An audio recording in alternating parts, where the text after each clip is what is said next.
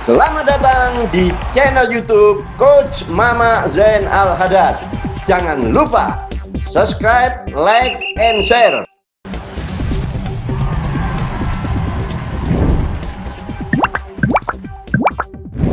Gebrak ajur. Assalamualaikum warahmatullahi wabarakatuh. Salam olahraga. Kali ini kita akan melanjutkan membahas ngobrol santai sekaligus gebrak-gebrakan bersama Coach Mama Haddad. Apa kabar Coach? Sehat Coach? Baik, Big. Alhamdulillah. Alhamdulillah. Big, kita sekarang lagi berada di rumah Hasan. Hasan ini dulu anak didik saya di tim Mawar Hitam. Oke Coach. Ya, kita mulai ya Coach ya. Kita membahas pertandingan Inggris melawan Norwegia. Oke, Inggris ini tampil cukup meyakinkan melawan tim Meksiko yang selaku tuan rumah Coach. Dan pada saat mengalahkan Meksiko juga 10 pemain. Nah, bagaimana komentar Coach terhadap hal ini? Apakah ini bukti bahwa tim Inggris ini memiliki mental yang ibaratnya mental baja ini, mental yang cukup baik Coach gitu, dan sudah siap semakin lama semakin matang dalam menghadapi Piala Dunia kali ini Coach. Bagaimana Coach? Menurut pendapat Coach? Ya, Big, saya sependapat bahwa Inggris ini adalah tim yang tangguh dan dia sudah berpengalaman dan punya nama besar. Bahkan ada orang-orang atau penonton yang itu sangat fanatik sama Inggris ini, bahkan iya. dia dianggap salah satu calon juara, kandidat juara juga ya. Dan saya sedikit mengomentari soal tim Inggris ini. Tim Inggris ini, Big, depannya sangat berbahaya. Dia tim yang produktif. Dia menyingkirkan tim-tim tangguh termasuk tuan rumah. Nah, Meksiko, itu artinya Meksiko tuan rumah itu sama dia disingkirkan. Padahal kita tahu bahwa tuan rumah itu punya dua kelebihan. Pengenalan lapangan dan semangat juang. Tapi disingkirkan oleh Inggris. Jadi Inggris ini adalah tim yang produktif, tetapi ada tapinya, Bi. Iya. Inggris ini punya sedikit kelemahan di belakang, di defense. Buktinya apa? Dia kebobolan 5 gol. Walaupun dia mencetak golnya banyak, tapi kebobolannya juga banyak. Bisa dibilang ini tim jual beli ya Coach ya. Banyak pemasukan tapi juga potensi terserangnya juga, kemasukannya juga banyak Coach ya. Betul. Sementara yang dihadapi ini adalah tim dari Norwegia. Norwegia yang lagi naik daun. Iya. Di mana di situ bagus Coach ya. Di mana di situ ada striker yang lagi naik daun dan berbahaya. Dia sudah mencetak 7 gol. Siapa dia? Haaland. Ditambah lagi ini adalah 8 besar, Bik. Siapa yang kalah? Berarti apa, Bik? Angkat koper. Inilah nanti serunya pertandingan. Bagaimana Haaland yang begitu berbahaya harus menghadapi pertahanan dari Inggris yang katanya kurang solid. Buktinya apa? Kebobolan 5 gol. Walaupun dia mencetak juga banyak. Itu serunya, Bik. Saya menyoroti dari lini belakang Inggris Coach, yang sebenarnya kalau saya bilang nih belum teruji ya, belum bertemu dengan striker-striker yang kelas 1 ya saya bilang ya. Apakah sekarang ini harus berhadapan dengan Haaland Coach? Kira-kira bagaimana ini Coach? Artinya dari sisi Haaland ini sudah main di Liga Inggris dan sudah bertemu sama pemain-pemain lini belakang yang sekarang berada di timnas Inggris, seperti itu Coach. Nah, apakah ini menjadikan ujian yang terberat buat Inggris? Harus bertemu dengan Haaland. Bagaimana menurut Anda Coach? Ya, saya sependapat bahwa Inggris memang bagus, tetapi Inggris punya celah di daerah defense, pertahanan. Pertahanan. Nah, sekarang dia berhadapan dengan Haaland. Apalagi Haaland ini juga sudah pernah bertemu dengan pemain-pemain pertahanan dari Inggris di kompetisi. Kadang menjadi teman, kadang menjadi lawan. Tentu ini sudah diketahui kelebihan Haaland dan kekurangannya. Tapi jangan lupa Haaland juga tahu lawannya juga, karena sering main dia juga tahu kelebihan dan kekurangannya. Nah, di sini nanti pelatih ini akan bekerja keras.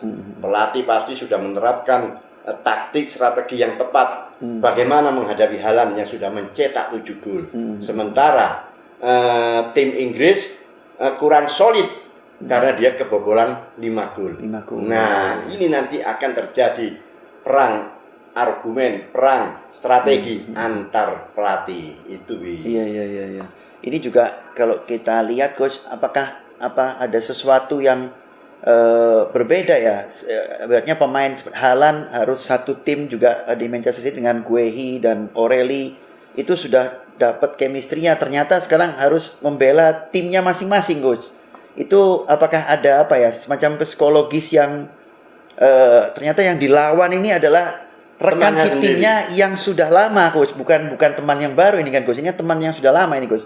Itu gimana ya coach ya untuk ibaratnya beradaptasinya untuk kondisi seperti itu coach? Itu hal yang biasa dalam sepak bola. Ingat, apalagi ini Piala Dunia, membela negara. Tentu mereka kesampingkan pertemanan. Jangankan pertemanan, saudara pun sekandung kalau bertemu dalam pertandingan resmi bagi Piala Dunia ini saling membunuh. Membunuh bukan berarti bunuh-bunuhan, tapi membunuh dalam arti permainan, saling mengalahkan, saling menjegal. Pasti ada momen tuh coach, bentrok kekerasan, ibaratnya namanya back itu harus menghalau. Pasti. Dan kita tahu Inggris memang sekarang berbeda. Inggris dulu, zaman-zaman dulu Inggris ini dikenal dengan permainannya apa namanya? Kick and rush. Artinya apa? Dia dapat bola tendang ke depan dan langsung support. Tidak lewat lini defense. Tidak lewat lini tengah. Itu dulu. Tapi Inggris sekarang sudah berubah dan beradaptasi, sudah bisa bermain dari kaki ke kaki, sekali-sekali memang counter attack. Nah, di sini nanti pasti akan seru, ya kan? Perang di lini tengah. Kalau saya bilang siapa yang memenangkan lini vital, mana lini vital itu? Lini tengah. Lini tengah ini semua orang setuju lini vital. Paling vital itu. Tim yang menguasai lini tengah ini dia berpeluang besar memenangkan pertandingan. Kenapa? Karena dari lini tengah ini dia memberikan bola, memberikan supli bola, memberikan terupas, memberikan umpan-umpan yang bagus dan dia mensupport. Gelandang yang bagus ketika dia memberikan bola ke depan, dia tidak diam, tapi dia membantu. Kalau cuma ngasih bola terus dia diem, itu bukan gelandang yang bagus. Nah, di sini nanti siapa yang akan memenangkan pertarungan di lini tengah itu punya peluang. Dan tentu Haaland menunggu supli-supli bola ini. Menariknya nanti pasti sudah dipelajari. Sama-sama saling tahu ini coach ya. Saling tahu ini Haaland kalau dikasih bola-bola bagus bahaya ini. Akan sulit ya. Pasti nanti gelandangnya akan dimatikan. Nah, bagaimana nanti pelatihnya berimprovisasi, gimana kalau tengahku dimatikan? Cara apa yang akan kita pakai? Itulah menariknya pertandingan ini, Big. Oke. Saya ingin membahas sedikit mengenai tim Norwegia sampai sejauh ini perjalanannya coach. Tapi memang baru melawan Brazil yang itu menjadikan ujian terberat untuk Norwegia. Apakah bisa dibilang ini pantaskah Norwegia ini sampai dengan kondisi sekarang ini? Apalagi kita lihat bahwa Norwegia itu baru melawan Brazil yang kita bilang Brazil ini di bawah ekspektasi ya coach ya gitu. Tapi menurut coach gimana? Apakah pantas Norwegia melaju sampai sejauh ini coach? Ya, saya rasa pantas, Bi. Kenapa? Norwegia tahun ini itu termasuk punya tim yang paling solid. Buktinya apa? Norwegia tidak pernah masuk perempat final sudah puluhan tahun. Rekor ini ya. Justru sekarang ini dia masuk ke perempat final. Dan kenapa saya bilang berbahaya, sudah boleh diandalkan? Karena dia menyingkirkan salah satu calon juara, yaitu Brazil. Brazil angkat koper. Berarti kan tim ini tim bagus. Ya kan? Oleh karena itu lawannya juga harus waspada terhadap Norwegia ini. Karena Haaland ini lagi moncer. Lagi punya motivasi tinggi. Lengah berarti angkat koper. Tidak ada kesempatan lengah di belakang pertahanan, itu akan pasti bisa dimanfaatkan oleh Haaland ya. Haaland ini tipikal striker yang punya speed bagus. Dia pekerja keras. Bahkan kadang-kadang dia mencetak gol bukan dari umpan-umpan matang, tapi dia bisa mencetak gol memanfaatkan kesalahan lawan. Contoh, dia pernah mencetak gol, lawannya kasih bola dia serobot. Dia punya kecepatan. Nah, jadi ini berbahaya halan ini. Begitu. Iya. Menarik coach, pertandingan antara Inggris dan Swiss ini, Inggris melawan Norwegia. Kita lanjut ke pertandingan selanjutnya coach. Argentina melawan Swiss coach. Oke. Kita tahu bahwa Argentina ini di 2 pertandingan yang sebelumnya ini melawan Cape Verde juga kesulitan. Bahkan pertandingan terakhir melawan Mesir harus tertinggal 0-2 terlebih dahulu. Nah ini apakah tim Argentina ini sudah selesai peaknya dan mulai masuk ke fase menurun? Ataukah justru ini bukti bahwa mental juara yang dipunyai oleh tim Argentina? Menurut coach seperti apa? Saya sependapat ya, bahwa kita tahu Argentina ini tim yang langganan Piala Dunia, bahkan tahun kemarin 2022 dia juara. Nah, kenapa Argentina ini kok sulit menang dengan mudah? Menang, tapi kok sulit? Nah, menurut saya lawan Verde ini tim yang saya sendiri tidak menyangka. Begitu dengar melawan Argentina, motivasinya ini keluar, semangat juangnya keluar. Dia merasa bangga kalau bisa mengalahkan Argentina, apalagi di situ ada Messi. Juga Mesir dengan semangat juang yang tinggi, dia merepotkan Argentina. Artinya apa?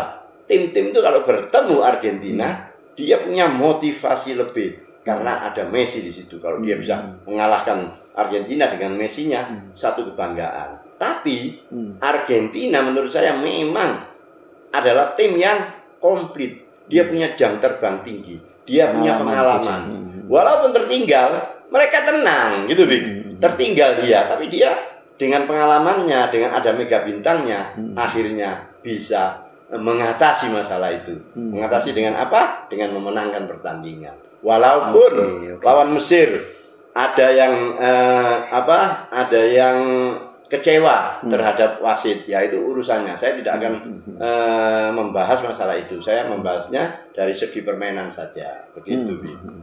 Oke coach, lawan yang dihadapi Argentina kali ini adalah tim Swiss.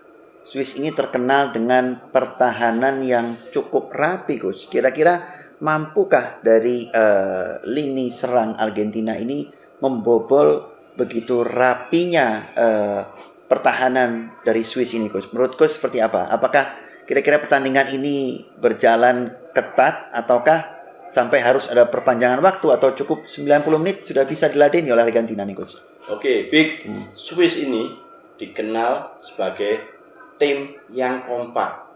Dia tidak punya bintang yang mentereng, tapi dia bermain secara kolektif. Artinya apa?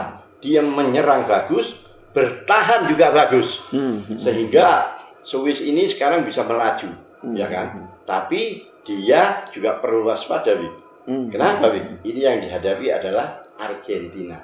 Bagaimana nanti Argentina dengan Messi-nya akan membongkar pertahanan dari Swiss. Dan saya yakin Swiss nanti akan all out. Dan saya yakin Swiss akan merepotkan Argentina. Tapi feeling itu bisa benar, bisa tidak.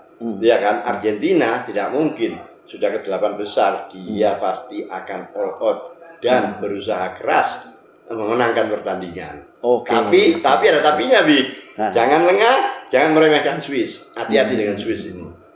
Kita tahu bahwa Swiss ini juga termasuk tim yang cukup berpengalaman ya, menghadapi tim-tim besar sebelumnya. Apakah ini cukup coach? Kita coba dari sudut pandang Swiss. Apakah pengalaman-pengalaman yang sudah pernah dilakukan oleh Swiss dalam menghadapi tim besar ini cukup untuk melawan tim sekelas Argentina, coach? Menurut coach seperti apa? Swiss punya pengalaman menyingkirkan tim besar. Nah, untuk menghadapi Argentina, kita belum tahu. Syaratnya apa? Kalau mau mengalahkan Argentina, ya Swiss harus disiplin. 2 kali 45 menit. Kalau ada tambahan waktu 2 kali 15, ya harus disiplin. Nah, pertanyaannya, sanggupkah Swiss melakukan ini? Melakukan pertahanan yang kompak, menyerang dengan bagus. Karena kita tahu, lengah atau melakukan kesalahan, maka gawangnya akan bobol. Karena yang dihadapi ini Argentina. Iya. Karena kalau saya sedikit melihat Swiss ini bisa dibilang salah satu tim yang cukup textbook, Gus.